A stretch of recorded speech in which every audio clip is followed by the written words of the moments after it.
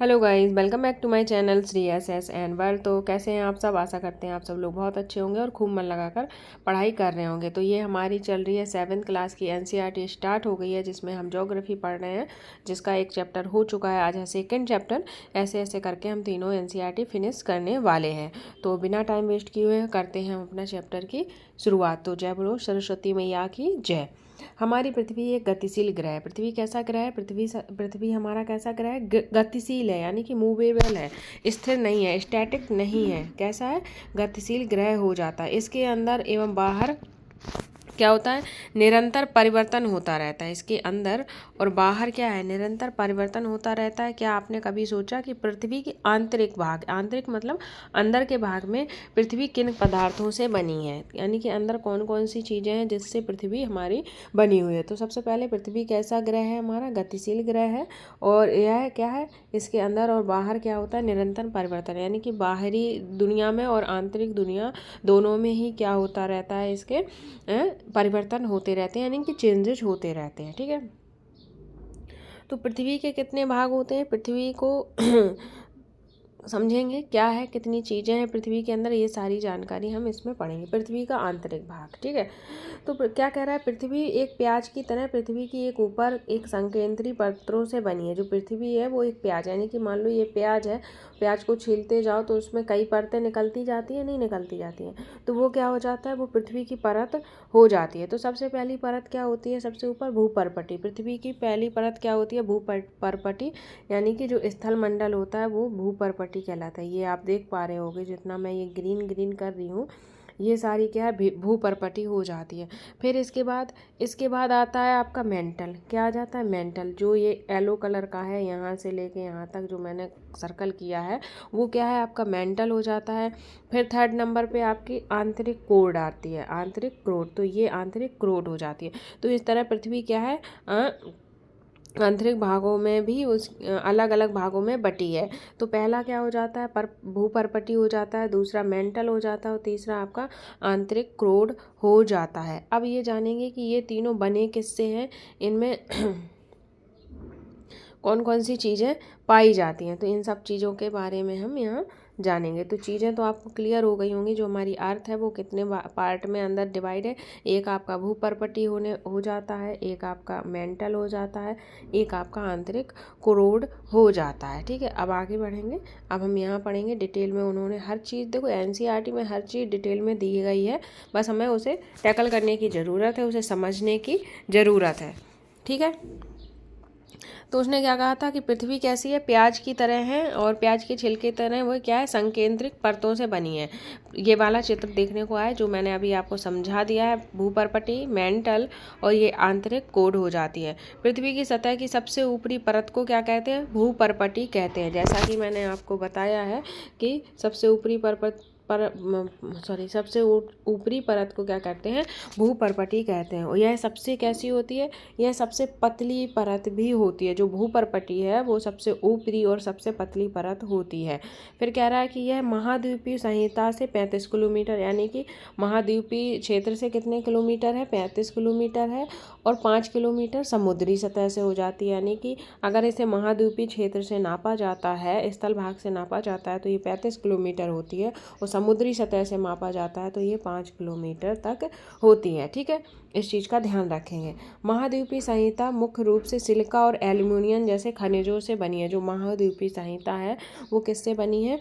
वो सिलिका और एल्युमिनियम से बनी है, और खनिजों से बनी है। इसे क्या कहते हैं? सियाल कहते हैं। सियाल मतलब सी से सिलिका और एल से एल्युमिनियम हो जाता है, इसे सियाल भी कहते हैं। दोनों शब्द याद रखना, सिलिका और एल्युमिनियम, और सियाल भी दे सकता है। तो सियाल से कौन सी परपटी बनी है? वो महाद्वीपीय परपटी बनी है। सियाल मतलब सिलिका और एल्युमिनियम। तो चीज़ें क्लियर हो रही होंगी। अब पढ़ेंगे आगे। तो जो भूपर्पटी है महासागर से अलग है और महाद्वीपीय में अलग बनी हुई है। महाद्वीपीय में 35 किलोमीटर है इसकी गहराई, यानी कि नापो तो 35 किलोमीटर होती है और समुद्री सतह से 5 किलोमीटर होती है। महाद्वीपीय सतह सिलिका और एल्युमिनियम की बनी है। इसी तरह महासागरीय परपटी भी किसी चीज़ से बनी होगी, तो महासागरीय परपटी आपकी बनी है सिलिका और मैग्नीशियम से। सो सिलिका और मैग्नीशियम को क्या कहते हैं? सिमे कहते हैं। अगर सिमे क्वेश्चन में आता है तो वो उसका मतलब क्या होता है? सी से मतलब सिलिका और मै से मतलब मैग्नीशियम हो जाता है। तो ये चीज़ आपको ध्यान रखनी है। अब यहाँ पे एक प्यारा सा ग्राफ दिया है, यहाँ से मैं आपको चीज़ें समझाऊंगी। तो आप देख पा रहे होगे, यहाँ लिखा है क्या? महासागर, यहाँ लिखा है महाद्वीपीय परपटी। तो जो ये महाद्वीपीय परपटी है ये कितने किलोमीटर हो जाती है? ये आपकी 35 किलोमीटर है। कितनी है? 35 किलोमीटर है। और ये वाली महासागरीय परपटी कितनी है? 5 किलोमीटर हो जाती है। चीज़ें क्लियर हो रही हैं? अब पूछेगा कि महाद्वीपीय परपटी किससे बनी है? महाद्वीपीय परपटी किससे बनी है? तो वो बनी है सियाल से। किससे बनी है आपकी? सियाल से बनी है। ठीक है, सियाल से बनी है। आप कहोगे मैम सियाल क्या होता है? तो सी का मतलब सिलिका और एल का मतलब एल्युमिनियम, यानी कि सिलिका प्लस एल्युमिनियम से कौन सी परपटी बनी है? महाद्वीपीय परपटी बनी है। तो मैं इसे इसलिए इतनी डिटेल में समझा रही हूँ क्योंकि इससे क्वेश्चन आता है और कन्फ्यूजन क्रिएट होती है महाद्वीपीय और महासागर में। तो महासागरीय प्लेट 3500 किलोमीटर है परपटी और किससे बनी है? सियाल से बनी है, यानी कि सी मतलब सिलिका, एल से मतलब एल्युमिनियम। अब महासागरीय परपटी किससे बनी है? तो ये आपकी सिमे से बनी है। सिमे, सिमे मतलब सी से सिलिका हो जाता है और मे से क्या हो जाता है? बताइए, मे से हो जाता है क्या? मैग्नीशियम। तो आपको ये चीज़ें क्लियर हो गई होंगी। और महाद्वीपीय परपटी और कौन सी परपटी? महासागरी। तो आपको पता है ये दो परपटी अलग अलग क्यों बताई गई हैं? क्योंकि हमारे पृथ्वी में दो क्षेत्र हैं, एक स्थल क्षेत्र है और एक जलीय क्षेत्र है। जो जलीय होता है वो महासागरीय क्षेत्र कहलाते हैं और जो स्थलीय क्षेत्र होता है वो महाद्वीपीय कहलाता है। तो महाद्वीपीय परपटी अलग हो गई और क्या? महासागरीय परपटी अलग हो गई। महाद्वीपीय में क्या है? 3500 किलोमीटर की होती है और ये महासागरीय परपटी कितनी होती है? 5 किलोमीटर होती है। और महासागरीय किससे बनी है? सिमे से, सिमे मतलब सिलिका और मैग्नीशियम, और महाद्वीपीय बनी है सियाल से मतलब सिलिका और एल्युमिनियम। तो चीज़ें क्लियर हो गई होंगी। आगे बढ़ेंगे। परपटी के ठीक नीचे क्या है? मेंटल होता है। परपटी के ठीक नीचे मेंटल होता है, जो हमने अभी दिखाया था आपको ग्राफ में। इसकी जो गहराई है वो कितनी है? 2900 किलोमीटर गहराई तक ये फैला है। और इसके सबसे आंतरिक परत पे क्या है? क्रोड है। क्या है? क्रोड हो जाता है आंतरिक परत पर। और इसकी इसकी गहराई कितनी है? 3500 किलोमीटर। तो एक बार ग्राफ के पास फिर जाएंगे, ये क्रोड वाला जो ग्राफ है उसे हम समझेंगे। ये बहुत ही इंपॉर्टेंट चैप्टर है, इसे समझना बहुत ज़रूरी है, इसलिए मैं इतना आपको डीपली समझा रही हूँ। मान लो मैं यहाँ एक ग्राफ बनाती हूँ आपके लिए, यहाँ से समझेंगे, थोड़ी कोशिश करेंगे समझने की, चीज़ें क्लियर करना है। ठीक है, आपको पता है मेरे पढ़ाने का तरीका, मैं चीज़ें क्लियर करके ही चलती हूँ, जिससे आपकी कोई वो ना रहे कि मैम ये समझ में नहीं आया, वो समझ। तो मैं आपको एक ग्राफ बनाती हूँ, ध्यान से समझना। ठीक है, तो देखेंगे, ये मैंने एक ग्राफ बनाया। 1 मिनट, ग्राफ बनने से पहले ही डिस्टर्बेंस हो जाती है। एक ये बना, ठीक है, फिर एक ये बना, फिर एक ये। 1 मिनट, कलर चेंज करूँगी जिससे कंफ्यूज ना हो आप। ये 3 मैंने ग्राफ बना दिया। ठीक है, अब ये वाला पार्ट, ये जितना ये ग्रीन ग्रीन ग्रीन ग्रीन ये वाला दिख रहा है ना, इसको मैंने नाम दे दिया परपटी। क्या नाम दे दिया?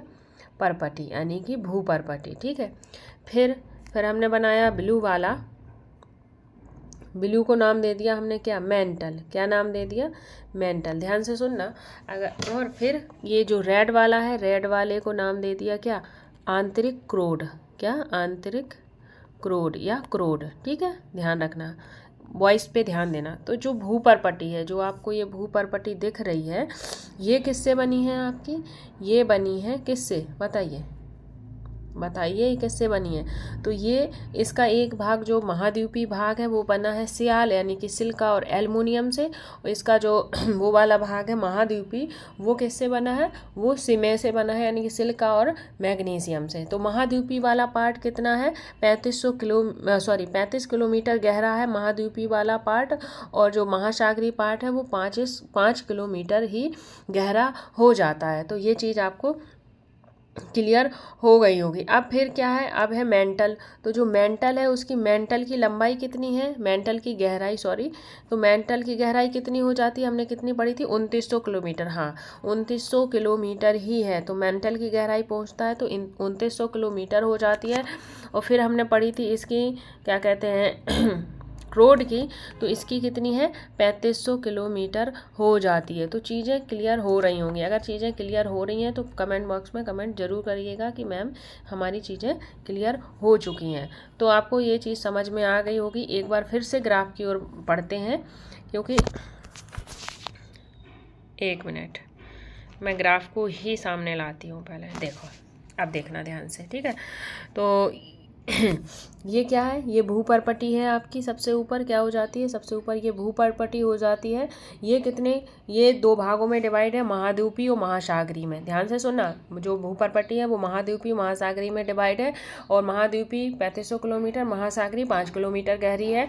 महाद्वीपीय सिमे यानी कि सॉरी सियाल यानी कि सिल्का एल्यूमिनियम से बनी है, और महासागरी सिम है यानी कि सिल्का और मैग्नीशियम से बनी हुई है। तो फिर क्या है, फिर है मेंटल। क्या हो जाता है, मेंटल। मेंटल किससे बना है बताइए, मेंटल किससे बनी है, फिर आंतरिक कोड। तो मेंटल जो है, मेंटल की गहराई कितनी है, मेंटल की गहराई है 2900 किलोमीटर, शायद नहीं, एक मिनट मैं कंफर्म कर लेती हूँ। यहाँ लिखा है, हाँ 2900 किलोमीटर गहरी है कौन सी आपकी, ये वाली मेंटल वाली। फिर आती है तीसरे नंबर पे आंतरिक कोड। तो क्वेश्चन बनेगा कि सबसे ऊपर वाली परपटी कौन सी है, तो वो हो जाती भूपर्पटी, दूसरे नंबर पर मेंटल और तीसरे नंबर पर आंतरिक कोड हो जाती है। ठीक है, अब ये वाला बॉक्स पढ़ लेंगे। हमने अभी ये बॉक्स नहीं पढ़ा है। बॉक्स क्या कह रहा है, बॉक्स कह रहा है कि विश्व की सबसे गहरी खान, विश्व की सबसे गहरी खान कहाँ है आपकी, दक्षिण अफ्रीका में है। कहाँ है, विश्व की सबसे गहरी खान दक्षिण अफ्रीका में स्थित है, और जिसकी गहराई लगभग कितनी है, 4 किलोमीटर है। तेल की खोज में इंजीनियरों ने 600 किलोमीटर तक की गहराई तक खोद चुके हैं, यानी कि तेल की खोज में जो इंजीनियर हैं उन्होंने 600 किलोमीटर तक नीचे खोद लिया है।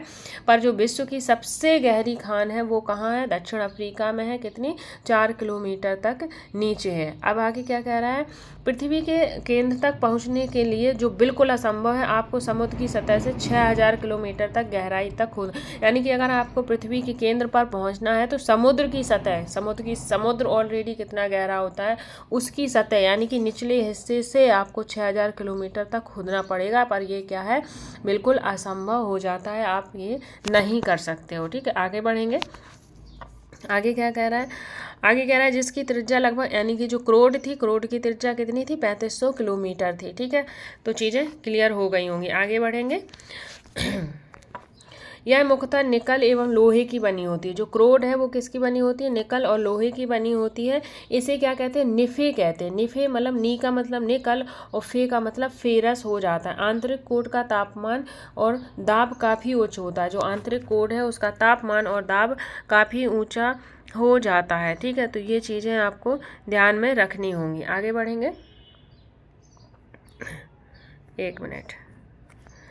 तो मेंटल सॉरी भूपर्पटी, मेंटल और कोड, ये चीज़ें आपको क्लियर हो गई होंगी। ठीक है, तो इस जो आपकी क्रोड है वो किससे बनी है, निकल और लोहे से बनी है, जिसे क्या कहते हैं, निफे। अगर निफे आ जाता है तो वो भी सही होगा, और निकल और क्या, निकल और लोहा आ जाता है वो भी सही होगा, निकल और फेरस आ जाता है वो भी सही होगा। तो शब्दों को ध्यान से सुनते रहिएगा। ठीक है, आगे बढ़ेंगे। आगे ये बॉक्स देखते हैं। पृथ्वी का आयतन का केवल, जो पृथ्वी का आयतन है, पूरा आयतन है, उसका केवल 1% भाग ही क्या है आपका, भूपर्पटी है। और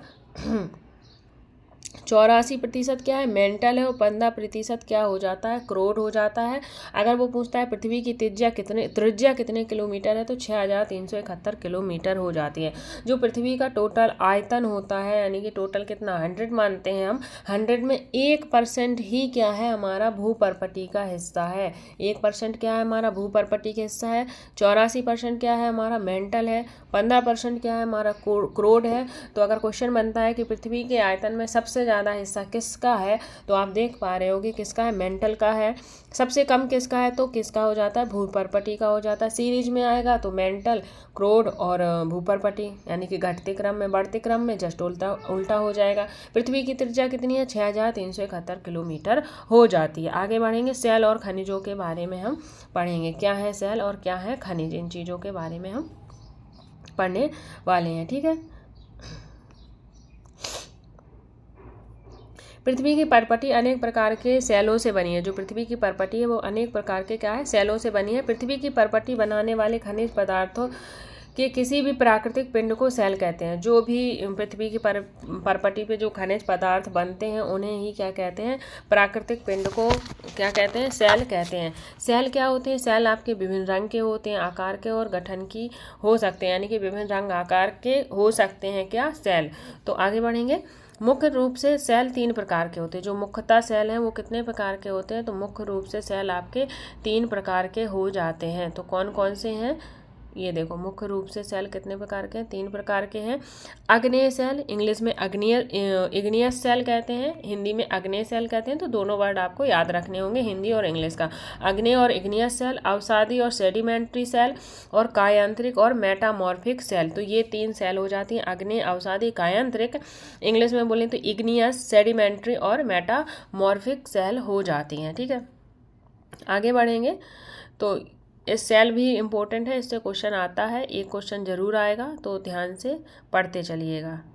अब क्या कह रहा है, अब कह रहा है कि द्रवित मैग्मा, जो मैग्मा होता है वो ठंडा होकर इस प्रकार द्रवित मैग्मा ठोस होता है, ठोस हो जाता है, इस प्रकार बने सेल को अग्नेय सेल कहते हैं। जो भी मैग्मा होता है वो क्या होता है, ठंडा होकर क्या हो जाता है, अग्नेय सेल बनता है। इस प्रकार को क्या कहते हैं, अग्नेय सेल कहते हैं। यही क्या कहलाती है, प्राथमिक सेल कहलाती है। अग्नेय सेल 2 प्रकार की होती है, अंतर्भेदी और बाह्यभेदी, यानी आंतरिक सेल और बाह्य सेल हो जाती है। अब मैं 1 मिनट आपको पहले ग्राफ क्लियर करती हूँ, जब ही आपको चीज़ें समझ में आएंगी। तो ग्राफ इस वाले पेज में है, क्योंकि ऐसे समझ में नहीं आएगा क्या है आंतरिक सेल, क्या है अवसादी सेल।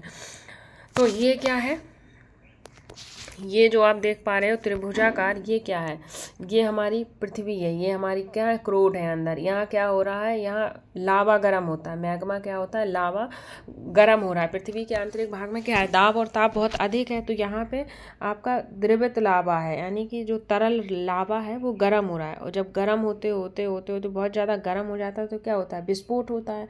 तो वो क्या होता है, ज्वालामुखी फटते हैं, विस्फोट होता है। तो ये लावा क्या होता है, यहाँ से निकलता है कुछ है, और कुछ क्या होता है, कुछ यहाँ से निकल जाता है। तो यहाँ एक मुँहनुमा आकृति बनती है, तो इसे क्या कहते हैं आप, क्रेटर कहते हैं। जहाँ से लावा धुआं निकलता है वहाँ क्या कहलाता है, क्रेटर कहलाता है। तो लावा इस तरह फैलता है, इस तरह। तो ये क्या है, ये वोल्केनो यानी कि ज्वालामुखी का ही तो चित्र है। अब ये लावा जो मैग्मा है ऐसे फैला और ठंडा होकर यहाँ जम गया, ठंडा होकर जम गया, तो ये क्या कहलाई, ये आपकी अग्नेय सेल कहलाती है। ठीक है, फिर क्या हुआ, फिर आगे चल के ये इससे जो अग्नेय सेल है इससे क्या हुआ, अवसाद निकले, यानी कि अवसाद, पेड़ पौधे, जानवर जो भी मरे, वो अवसाद निकल कर वो यहाँ आए। तो उन्होंने क्या किया, अवसादी सेल का निर्माण कर दिया। किसका कर दिया, अवसादी सेल का निर्माण कर दिया। फिर क्या होता है, फिर जी अवसादी सेल और अग्नेय सेल फिर से क्या होती हैं, फिर से हीट और ताप के कारण क्या होती है, हीट और ताप के कारण किस में बदल जाती हैं, ये कायांत्रिक सेल में बदल जाती हैं। और कायांत्रिक सेल फिर हीट और ताप के कारण फिर से किस में बदल जाती है, मैग्मा में बदल जाती है। तो इस तरह आपका पूरा चक्र चलता रहता है। तो आपको अग्नेय सेल कैसे बनती है, अवसादी सेल कैसे बनती है, ये चीज़ क्लियर हो गई होगी। अगर चीज़ क्लियर हो गई है तो अपने चैप्टर पर चलते हैं और वहाँ से आपको समझाते हैं क्वेश्चन कैसे बनेंगे।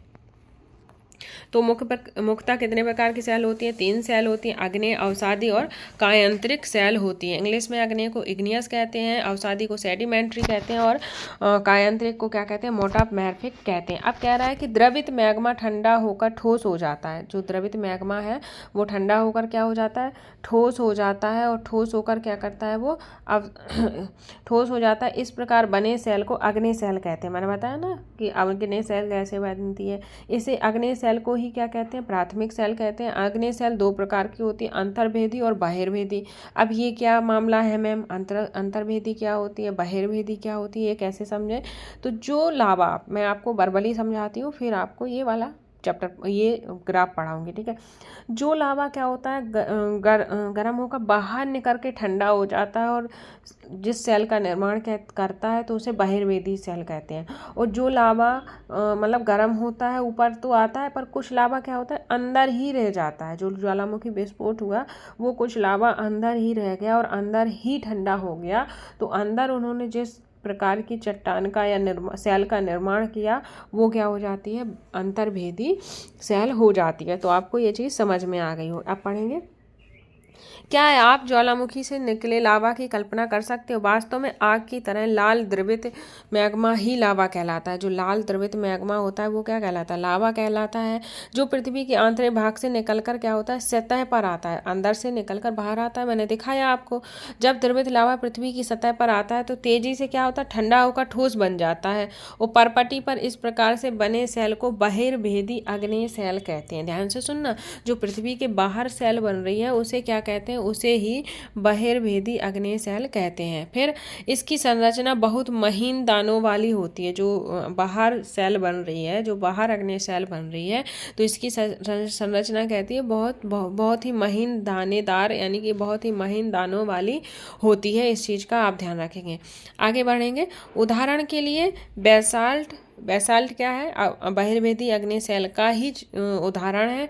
और दक्कन का पठार किससे बना है, बेसाल्ट की सेलों से ही बना हुआ है। आगे बढ़ेंगे, आगे कह रहा है कि द्रवित मैग्मा कभी कभी भूपर्पटी के अंदर ही गहराई में ठंडा हो जाता है। मैंने बताया ना, कुछ मैग्मा अंदर ही ठंडा हो जाता है, उसे ही क्या कहते हैं, अंतर्भेदी अग्नेय सेल कहते हैं। और यह क्या होता है, यह धीरे धीरे ठंडा होता है। और जो बाहर मैग्मा निकलता है वो बहुत जल्दी ठंडा होता है और अंदर वाला बहुत धीरे धीरे ठंडा होता है। इस कारण ये बड़े दानों का होता है। किस किस प्रकार के दानों का होता है, बड़े दानों का होता है। जैसे ग्रेनाइट ऐसे ही सेलों का उदाहरण है। यानी कि अगर क्वेश्चन बनता है ग्रेनाइट कैसे सेलों का उदाहरण है, तो वो हो जाएगा आपका अंतर्भेदी अग्नेय सेल का उदाहरण है। इससे जो ग्रेनाइट है यानी कि अंतर्भेदी अग्नेय सेल है, ग्रेनाइट है, इससे क्या बनता है, तो इसे लेई मसालों दानों का चूर्ण बनाने के लिए घर्षण पत्थरों का उपयोग होता है।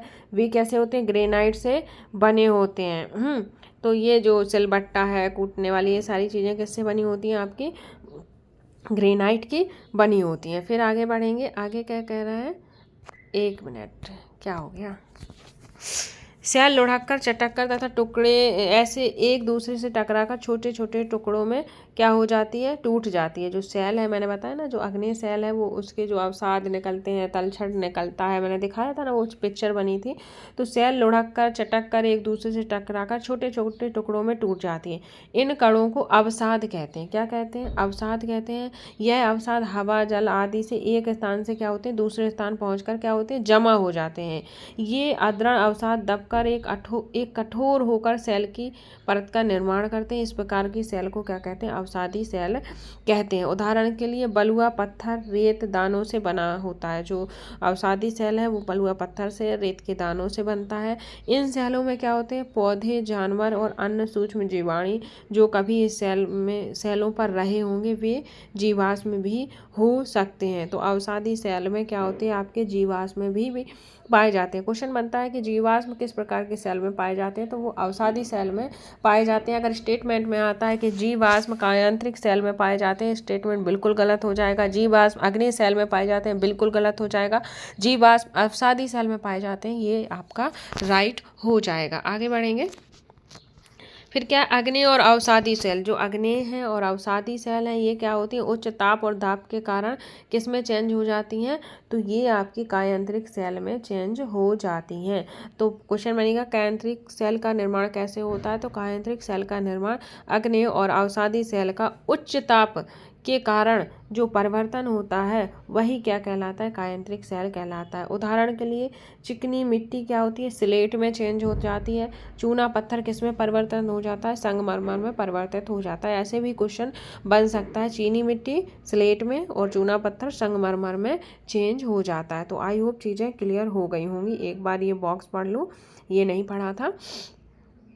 तो ये बॉक्स क्या, इग्नियस। इग्नियस किस सेल को कहते हैं आप बताएंगे। इग्नियस किस प्रकार की सेल होती है, इंग्लिश में हमने आपको क्लियर किया हुआ है। इग्नियस क्या होती है आपकी, अग्नि सेल होती है जो लैटिन शब्द के इग्निस से बनी है। तो इग्नियस और इग्निस, तो इग्नियस यानी कि अग्नि सेल, इग्नियस सेल लैटिन भाषा के इग्निस से बनी है जिसका अर्थ होता है क्या, अग्नि।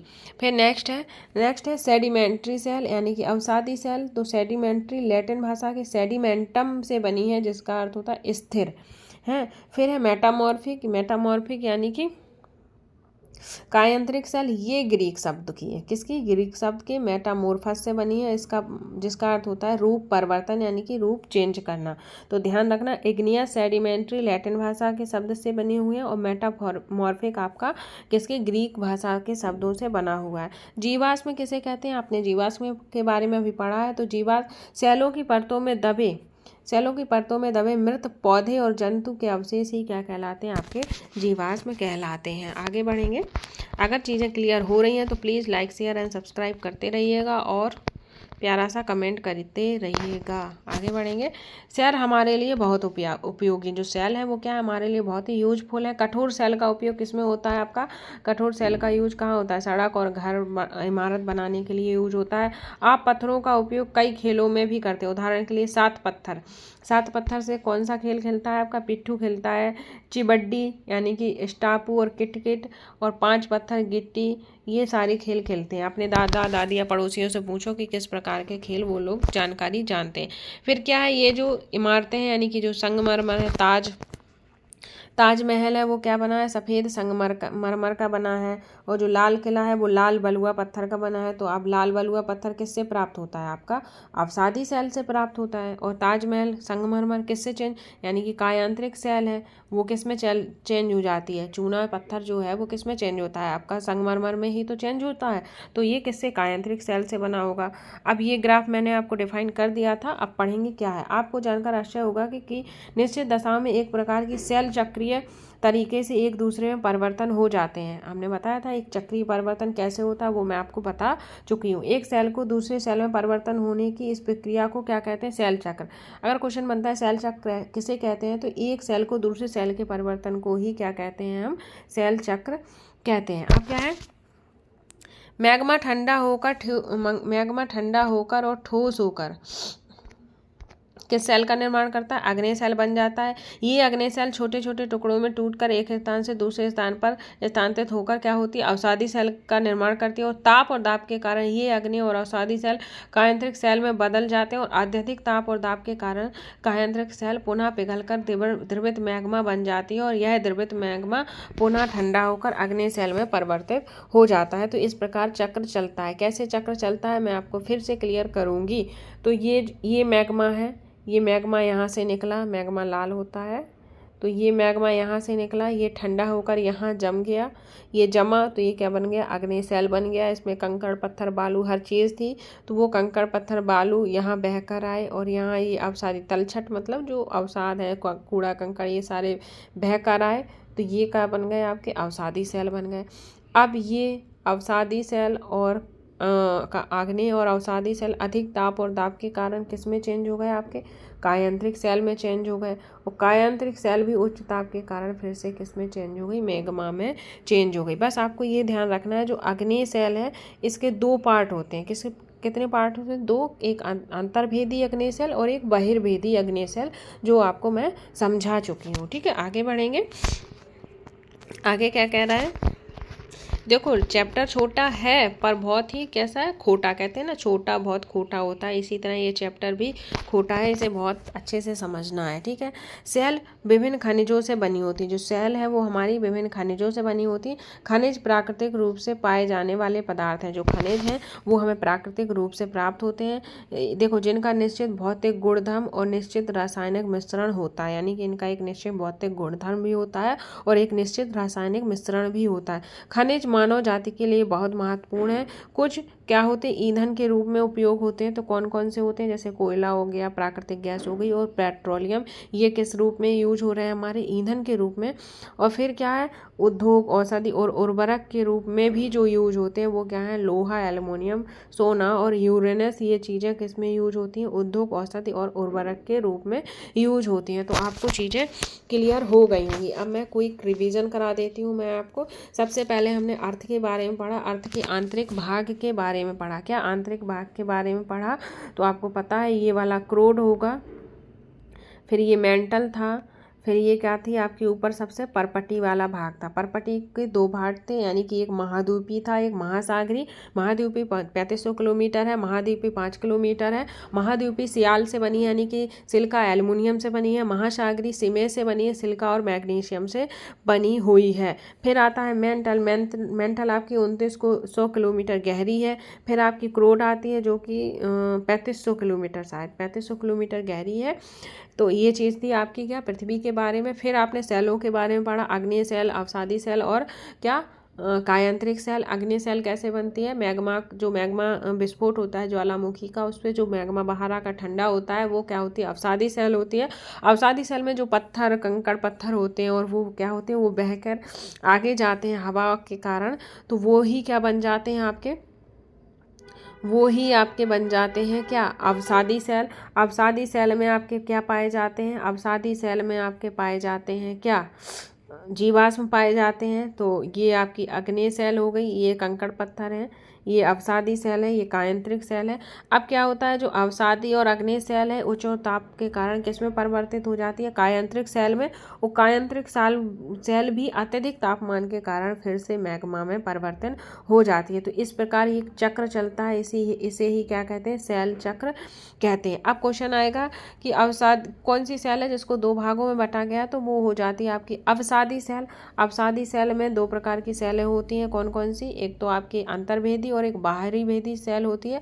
अंतर्भेदी सेल में जो मैग्मा अंदर ही ठंडा हो गया वो होगी अंतर्भेदी सेल, उसमें क्या आती है आपकी ग्रेनाइट आ जाता है, ठीक है। और अंतर्भेदी सेल क्या है, अंतर्भेदी सेल बड़े बड़े पत्थर पाए जाते हैं। अंतर्भेदी सेलों में क्या होते हैं, बड़े बड़े पत्थर पाए जाते हैं, क्योंकि अंदर है, अंदर वो धीरे धीरे ठंडा होता है, तो उसमें बड़े बड़े पत्थर और से बनी होती है आंतरिक आग्नेय सेल, जिसे ग्रेनाइट कहते हैं।